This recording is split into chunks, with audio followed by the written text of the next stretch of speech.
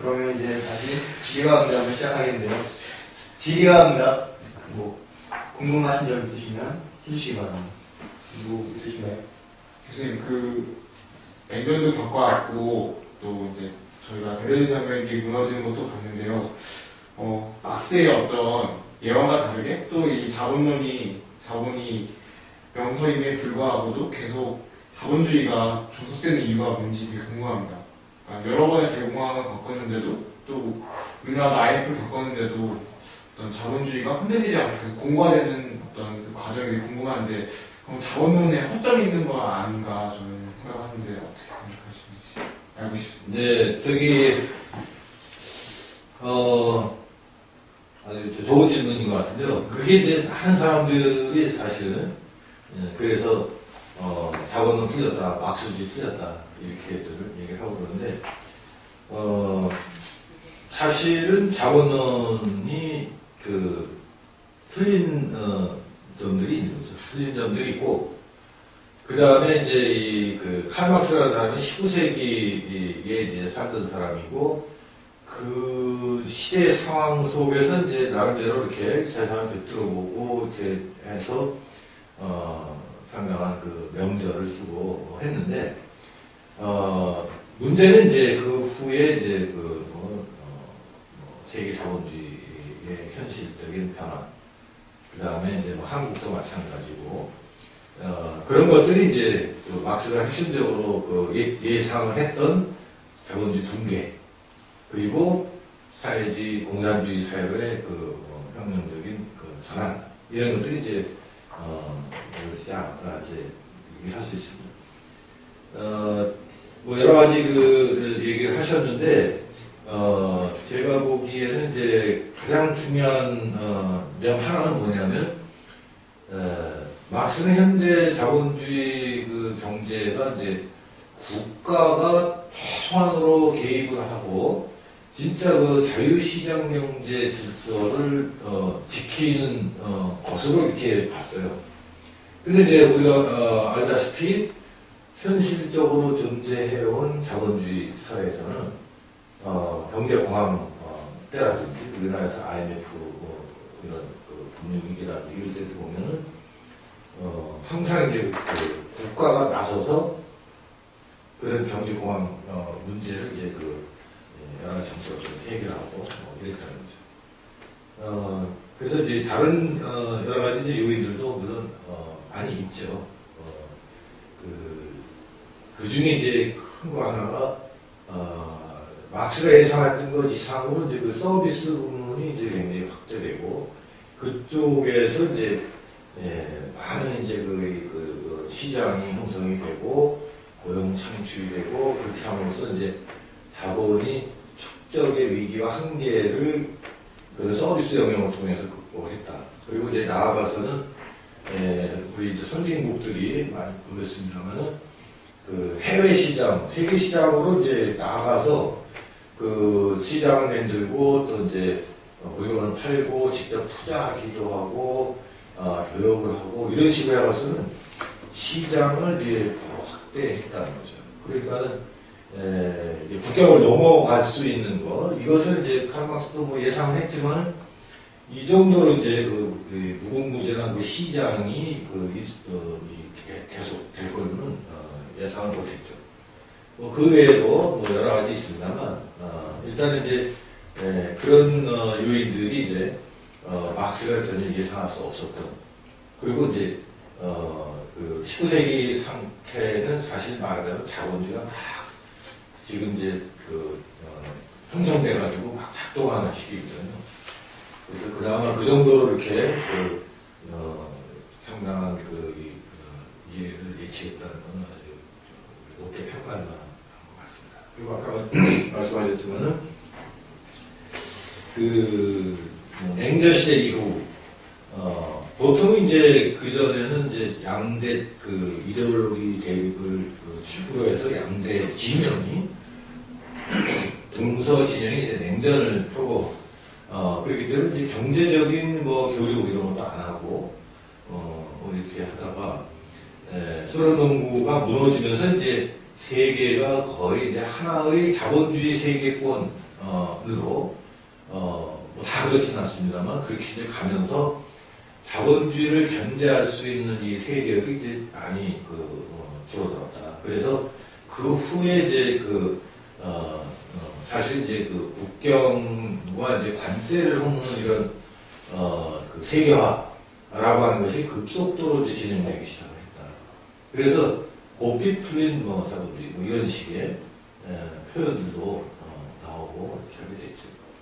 그렇게 하면서 이제 사실 자본주의가 계속 더 발전을 하고 요즘은 이제 무슨 금융자본주의 시대다 이런 얘기도 하고 그러는데 인터넷이 발달을 하고 이러면서 이제 계속 나가고 있는데 그렇지만 이제 제가 아까 말씀을 드린 것처럼 자본주의는 사실 고도로 발달을 하면 할수록 또 나름대로 모순과 위기를 계속 이제 겪게 되고 이렇기 때문에 항상 이게 밝은 전망으로만 볼 수는 없습니다. 자본주의가 계속 성장을 하고 발달을 하고 그러지만은 그것에 이제 어두운 면들이 많이 있거든요. 그래서 그렇게 일면적으로만 볼 수는 없다. 충분한 생각이죠. 예. 그래서 근데 아까 시장에서의 무한 경쟁 얘기가 나왔을 때 제가 생각이 들었던 건데 물론 교수님 말씀하신 무한 경쟁이 많아지면은 거기서 어떤 과잉 생산이 일어날 수도 있지만 근데 어떤 현실적인 상황에서 지금 상황에서 돌이켜 볼 때 거기 경쟁에 참여하는 사람들이 어떤 경쟁이나 막스가 예상했던 뛰어들지 않았고요. 그리고 또 굉장히 더 영리하고 영악하다고 해야 될까요? 어떤 시장에 대하는 태도가 막스가 생각한 것 이상으로 뛰어났기 때문에 어떤 지역가들이 여러 가지 전략들을 계속 만들어내잖아요. 그래서 그런 부분이 물론 내재되어 위험이 내재되고 있다고 하지만은 자본이 고도화 됐을 때 그런 부분이 막스가 예상한 어떤 모습을 깬 게 아닐까 생각하는데 그 부분은 어떻게 생각하세요? 그거는 꼭 그렇다고 생각이 안 되는데 물론 이제 그 사람들이 굉장히 이제 머리도 많이 쓰고 이렇게 하고 있으면 나름대로 계획적으로 하는 건데 아까 말씀드린 것처럼 이게 전체 사회 수준에서 보면 따로 생산한단 말이죠. 그러니까 전체 사회 수준에서 보면 수요 공급이 맞을 수가 없고 이게 이제 불균형이 일어나고 그러니까 소위 말하는 시장의 실패 현상이 그럼에도 불구하고 일어나는 거죠. 그래서 그 점에서는 칼막스 이론이 틀렸다고 얘기할 만한 근거는 안 된 것 같아요. 네. 첫째 질문 잘 들었고요.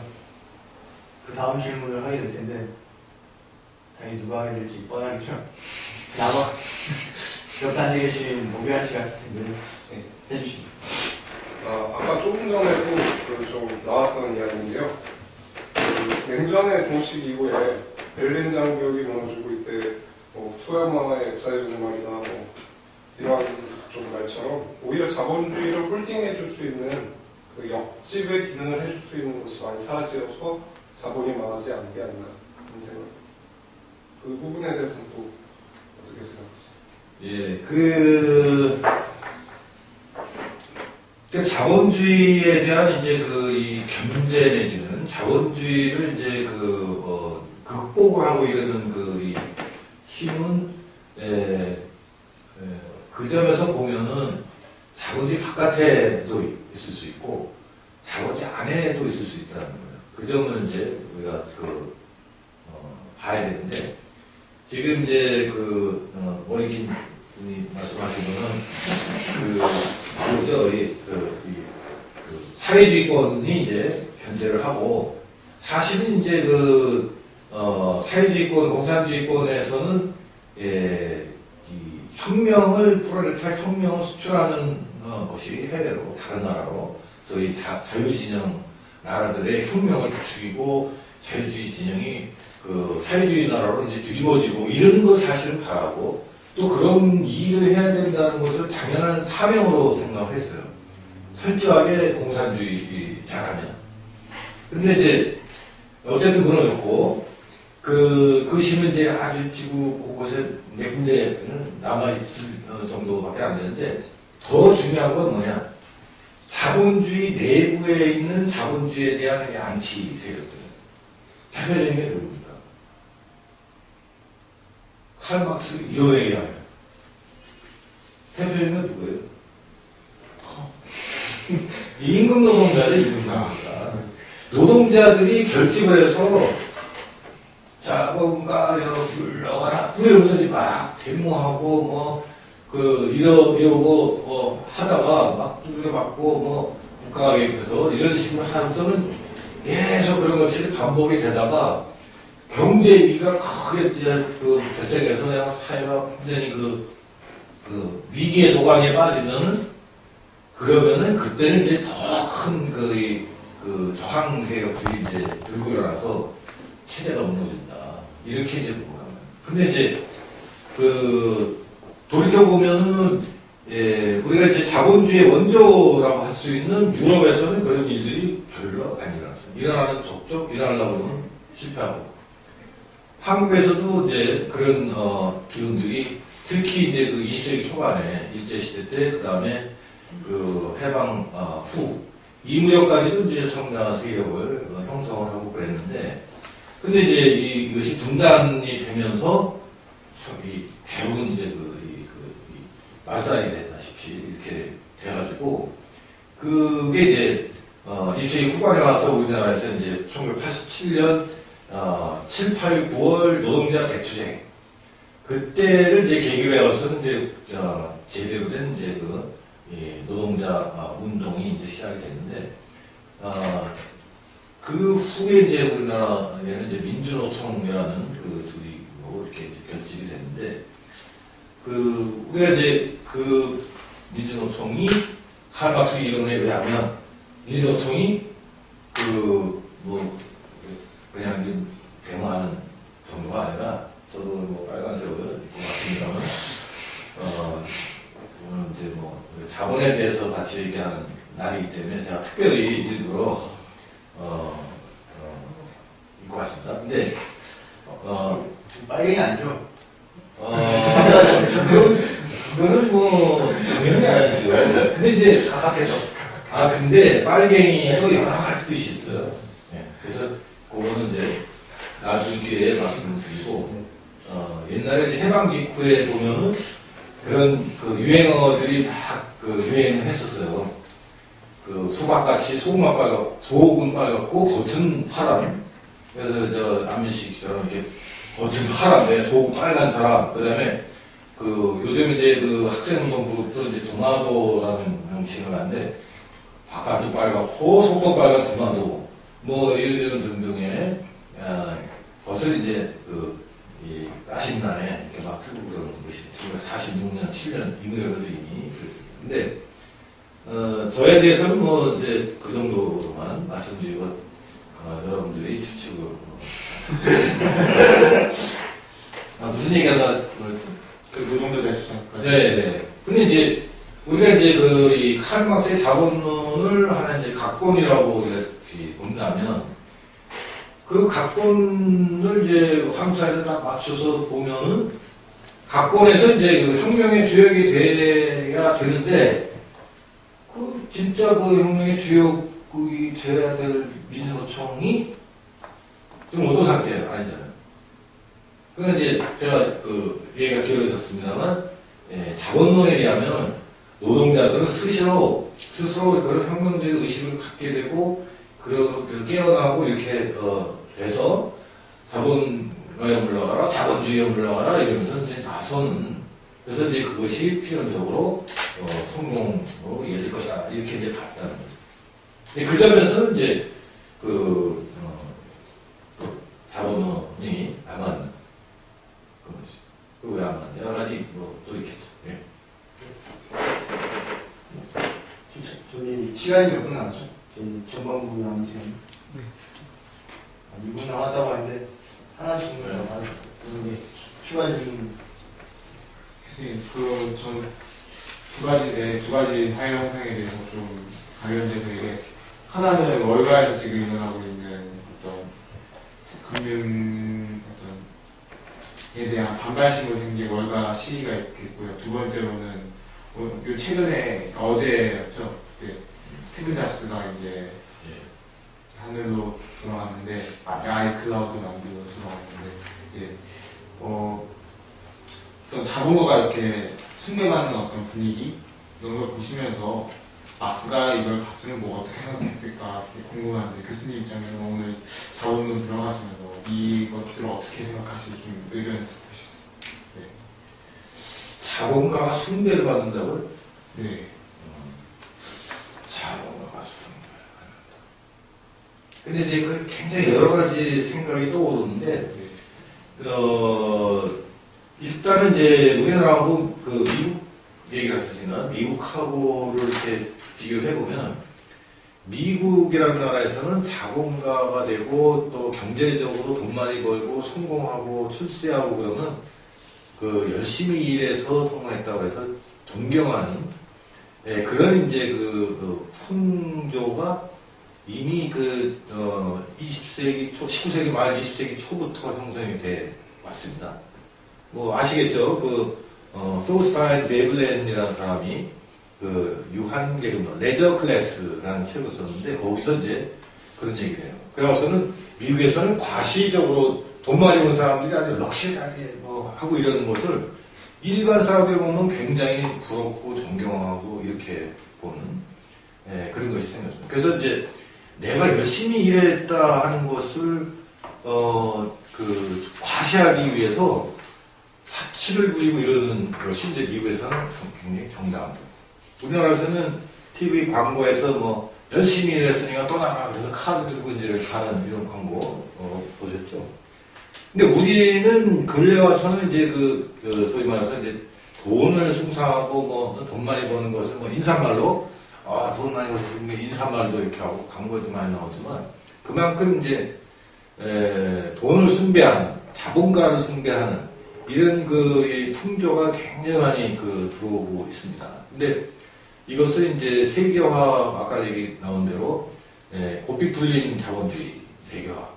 이 시대부터 또 우리나라에서 김영삼 정부 때부터 적극적으로 시장 개방하면서 이 경쟁 이런 거 하고, 근데 이것들이 이제 그 자본주의 경쟁 논리를 이제 적극적으로 이제 도입하고, 구석구석에 이제 하는 건데, 그 사이에 벌써 10년이 넘었기 때문에 굉장히 많은 사람들이 거기에 이렇게 말하자면 이제 친숙해지고 익숙해지고 당연히 그렇게 살아야 되는 것처럼 생각하고 인생 철학이 그렇게 바뀌고 뭐 이런 식으로 됐습니다. 그런데 그 이전 우리나라에서 과거로 올라갈수록 특히 이제 해방 후부터 이승만 정부 또 이제 박정희 정부, 그 다음에 전두환 정부, 80년대 이때까지는 우리나라 대자본, 재벌, 그룹, 돈 벌었다. 그러면 다 XX. 뭔가 이제 속임수 쓰고, 협잡을 하고, 사기를 치고, 백을 쓰고, 부정축제를 하고, 다 이렇게 해서 우리나라 국민의 90%가 다 XX. 이런 식으로 봤어요. 그래서 이제 80년대 후반부터는 우리나라 이제 자본가들의 양아들이나 이런 데서 우리 재벌 그룹들 자본에 대한 이런 아주 나쁜 이미지 이걸 어떻게 하면 고칠까 좋게 그래가지고서는 어마어마하게 노력을 많이 했습니다. 그래서 시대에 따라서 또 상황에 따라서 그게 달라질 수 있는. 그러면은 막스 말고 잡스의 죽음과 그 동시라는 어떤 월가의 지금 시대에는 그러면은 아까 말씀하신 대로 자본가들이 이제 이미지 좋게 포장하는 과정에서 지금 잡스는 떠오르고 있고 또 반대로 근데 그거를 왜 그런지 모르는 어떤 그런 모순적인 상황에서 시대가 나왔다 이렇게 충돌한다고 볼 수 있네요. 제가 너무 지금 얘기가 길어졌는데 여기 또 시간이 한정되어 있기 때문에 더 많은 토론과 질문하고 싶지만 여기서 끊도록 하고요. 네, 더 깊은 얘기는 나중에 디프릴 때 가서 하시는지 그랬으면 좋겠습니다. 여기까지 전반부를 마치고요. 잠시 쉬었다가 후반부 강의를 시작하도록 하겠습니다. 네, 감사합니다. 감사합니다.